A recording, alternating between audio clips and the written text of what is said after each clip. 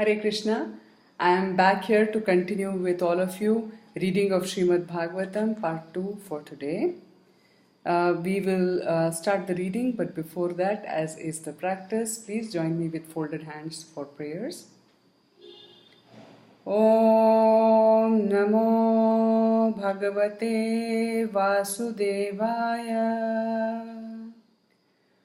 Om Namo Bhagavate Vasudevaya. Om Namo Bhagavate Vasudevaya. We are reading Srimad Bhagavatam, first canto, chapter 13, titled Dhritarashtra Quits Home, and will continue our reading from text 21. Pitra Bhratra Sahritputra Hataste Vigatam Vayam Atma Cha Jarayagrastaha Parage Hamupasase. Translation: Your father, brother, well-wishers and sons are all dead and passed away. You yourself have expended the major portion of your life. Your body is now overtaken by invalidity and you are living in the home of another. Purport: The king is reminded of his precarious condition influenced by cruel time, and by his past experience he should have been more intelligent to see what was going to happen to his own life. His father, Vichitravirya, died long ago when he and his younger brothers were all little children, and it was due to the care and kindness of Bhishma Dev that they were properly brought up. Then again his brother Pandu died also. Then in the battlefield of Kurukshetra his 100 sons and his grandsons all died along with all other well-wishers like Bhishma Deva, Dronacharya, Karna and many other kings and friends. So he had lost all men and money, and now he was living at the mercy of his nephew, whom he had put into troubles of various types. And despite all these reverses, he thought that he would prolong his life more and more. Vidura wanted to point out to Dhritarashtra that everyone has to protect himself by his action and the grace of the Lord.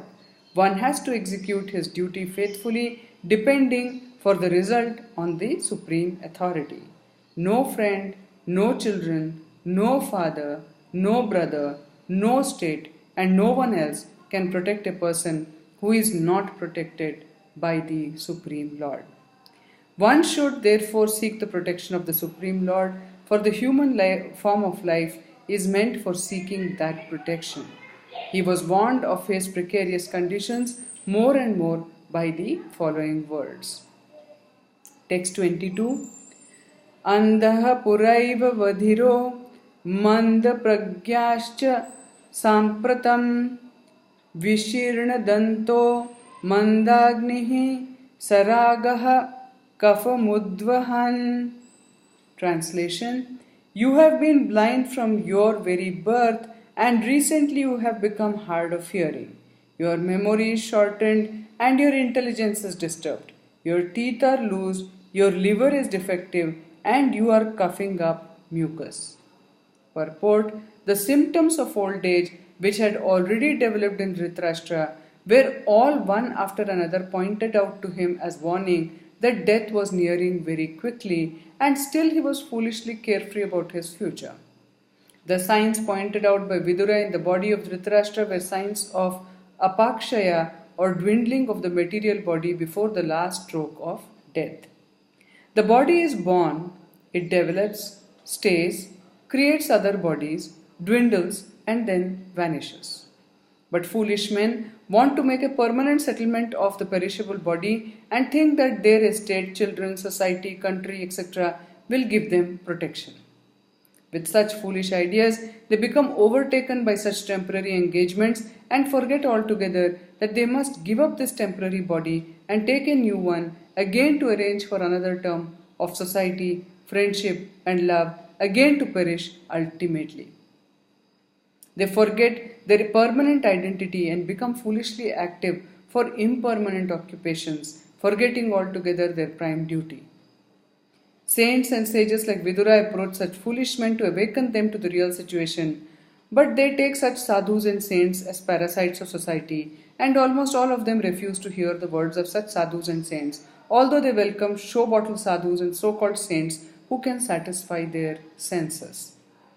Vidura was not a sadhu to satisfy the ill gotten sentiment of Dhritarashtra. He was correctly pointing out the real situation of life and how one can save oneself from such catastrophes. Text 23. Aho mahiyasi jantorjivitasha yatha bhavan mima pavarjitam pindamadatte grihapaluvat. Translation. Alas, how powerful are the hopes of a living being to continue his life. Verily, you are living just like a household dog and are eating remnants of food given by Bhima. Purport: a sadhu should never flatter kings or rich men to live comfortably at their cost. A sadhu is to speak to the householders about the naked truth of life so that they may come to their senses about the precarious life in material existence. Dhritarashtra is a typical example of an attached old man in household life.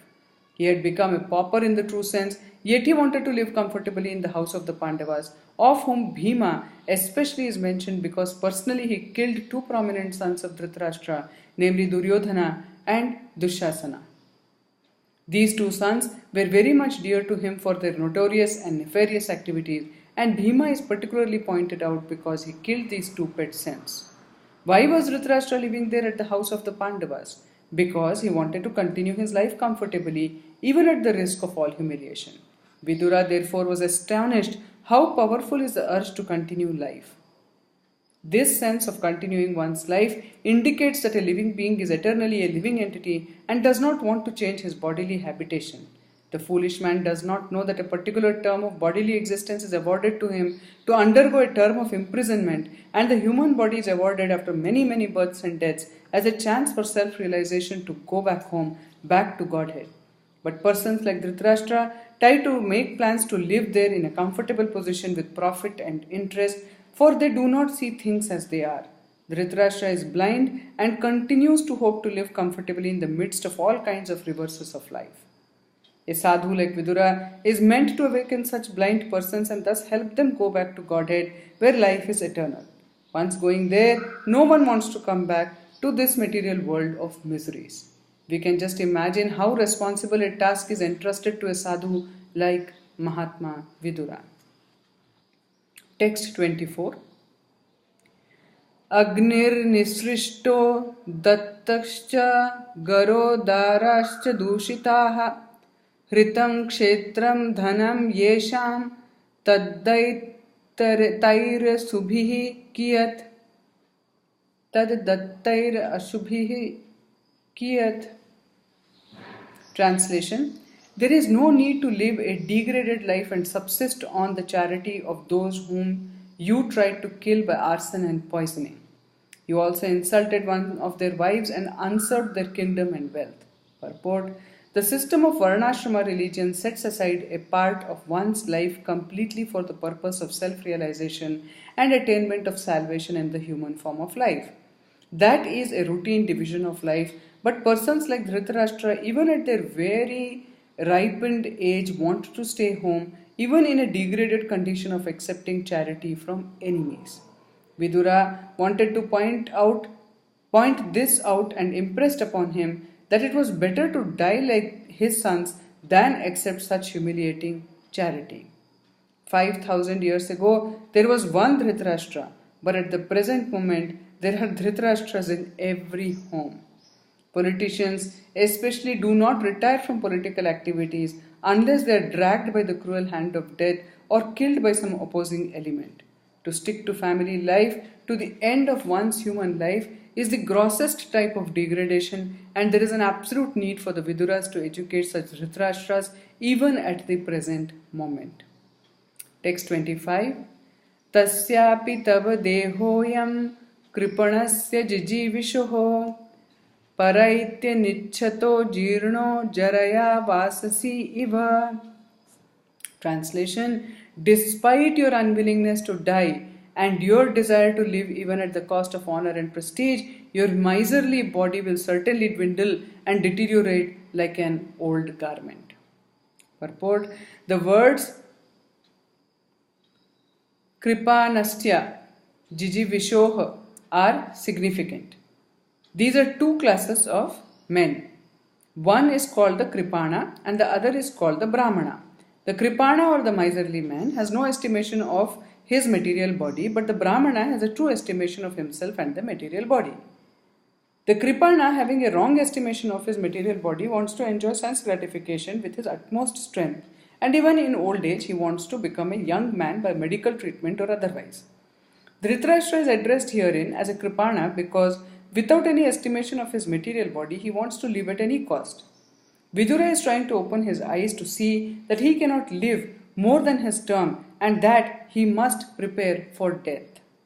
Since death is inevitable, why should he accept such a humiliating position for living? It is better to take the right path even at the risk of death. Human life is meant for finishing all kinds of miseries of material existence, and life should be so regulated that one can achieve the desired goal. Dhritarashtra, due to his wrong conception of life, had already spoiled 80% of his achieved energy, so it behooved him to utilize the remaining days of his miserly life for the ultimate good. Such a life is called miserly because one cannot properly utilize the assets of the human form of life. Only by good luck does such a miserly man meet a self-realized soul like Vidura and by his instruction gets rid of the nations of material existence. Text 26. Gata swarthamimam deham virakto mukta bandhanaha avigyata gatir jahyat savai dhir udhahritaha. Translation: he is called undisturbed who goes to an unknown, remote place and freed from all obligations, quits his material body when it has become useless. Purport: Narottam Das Thakura, a great devotee and acharya of the Gaudiya Vaishnava sect, has sung, "My Lord, I have simply wasted my life. Having obtained the human body, I have neglected to worship your Lordship, and therefore I have willingly drunk poison." In other words, the human body is especially meant for cultivating knowledge of devotional service to the Lord, without which life becomes full of anxieties and miserable conditions. Therefore, one who has spoiled his life without such cultural activities is advised to leave home without knowledge of friends and relatives, and being thus freed from all obligations of family, society, country, etc., give up the body at some unknown destination so that others may not know where and how he has met his death. Dhira means one who is not disturbed, even when there is sufficient provocation. One cannot give up a comfortable family life due to his affectionate relation with wife and children. Self-realization is obstructed by such undue affection for family, and if anyone is at all able to forget such a relation, he is called undisturbed or dhira. This is, however, the path of renunciation based on a frustrated life, but stabilization of such renunciation is possible only by association with bona fide saints and self-realized souls by which one can be engaged in the loving devotional service of the Lord. Sincere surrender unto the lotus feet of the Lord is possible by awakening the transcendental sense of service. This is made possible by association with pure devotees of the Lord. Dhritarashtra was lucky enough to have a brother whose very association was a source of liberation for this frustrated life. Text 27. Yaha swakat parato veha jata nirveda atmavan hridhi kritva harim getat pravrajetse narottamaha.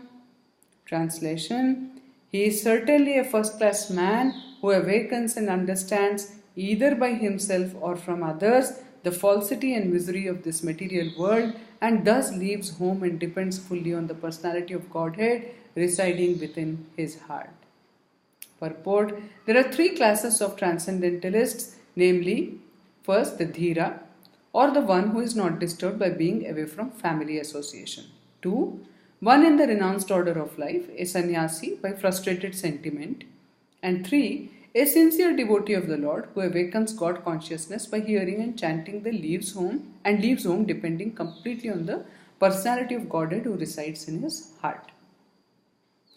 The idea is that the renounced order of life, after a frustrated life of sentiment in the material world, may be the stepping stone on the path of self-realization, but real perfection of the path of liberation is attained when one is practiced to depend fully on the Supreme Personality of Godhead who lives in everyone's heart as Paramatma. One may live in the darkest jungle alone out of home, but a steadfast devotee knows very well that he is not alone. The Supreme Personality of Godhead is with him and he can protect his sincere devotee in any awkward circumstance. One should therefore practice devotional service at home, hearing and chanting the holy name, quality, form, pastimes, entourage, etc. in association with pure devotees, and this practice will help one awaken God consciousness in proportion to one's sincerity of purpose. One who desires material benefit by such devotional activities can never depend on the Supreme Personality of Godhead, although he sits in everyone's heart. Nor does the Lord give any direction to persons who worship him for material gain. Such materialistic devotees may be blessed by the Lord with material benefits, but they cannot reach the stage of the first-class human being as above mentioned. There are many examples of such sincere devotees in the history of the world, especially in India, and there are guides on the path of self-realization. Mahatma Vidura is one such great devotee of the Lord, and we should all try to follow in his lotus footsteps for self-realization. What an amazing reading. Friends, let's not read these stories as something that is said by somebody to somebody. This is totally applicable to each one of us.